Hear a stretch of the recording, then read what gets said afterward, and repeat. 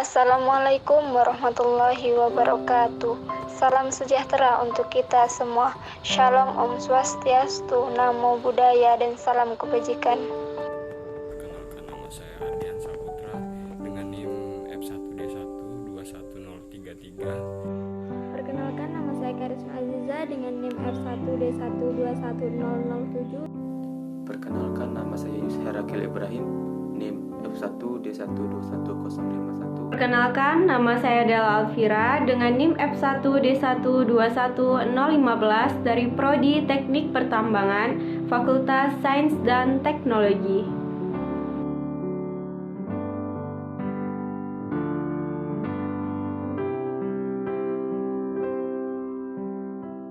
Anti-radikalisme adalah gerakan anti kekerasan yang biasanya gerakannya berdasarkan sila-sila Pancasila yang sangat menentang adanya sebuah radikalisme atau gerakan perpecahan antar bangsa. Radikalisme dapat berkembang karena adanya pemikiran bahwa segala sesuatunya harus dikembalikan ke agama, walaupun dengan cara yang kaku dan menggunakan kekerasan. Misalnya masalah ekonomi. Masalah ekonomi juga berperan membuat paham radikalisme muncul di berbagai negara. Sudah menjadi kodrat manusia untuk bertahan hidup. Dan ketika terdesak karena masalah ekonomi, maka manusia dapat melakukan apa saja, termasuk meneror manusia lainnya.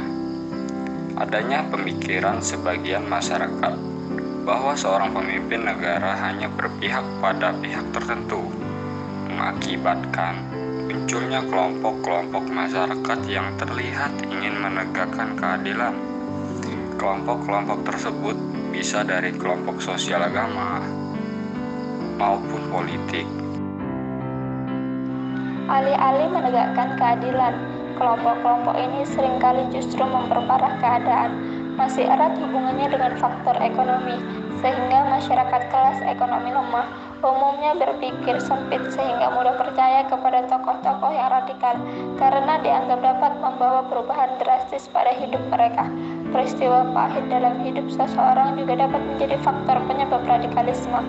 Masalah ekonomi, masalah keluarga, masalah percintaan, rasa benci dan dendam, semua ini dapat berpotensi membuat seorang menjadi radikalis. Pendidikan yang salah merupakan faktor penyebab munculnya radikalis di berbagai tempat, khususnya pendidikan agama. Tenaga pendidik yang memberikan ajaran dengan cara yang salah dapat menimbulkan radikalis di dalam diri seseorang. Selanjutnya ada fenomena radikalisme agama.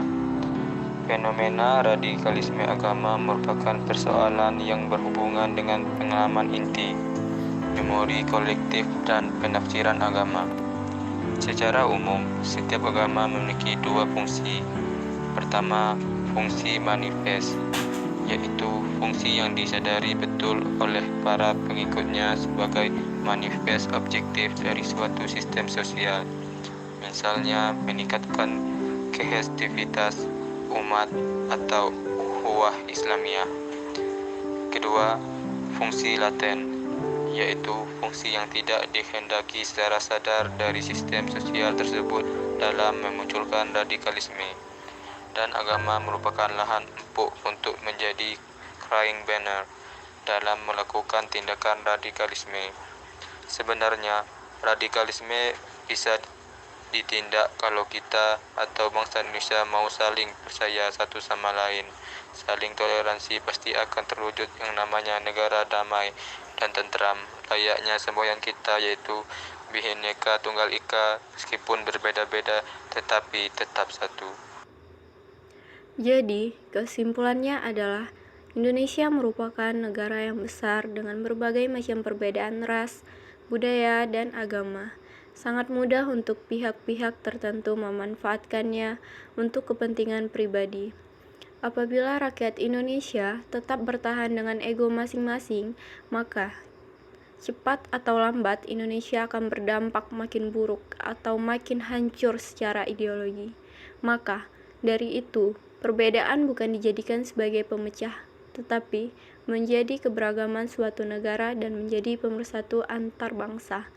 Negara yang baik yaitu negara yang bisa menjadikan suatu perbedaan menjadi satu sama dengan yang lain. Wassalamualaikum warahmatullahi wabarakatuh.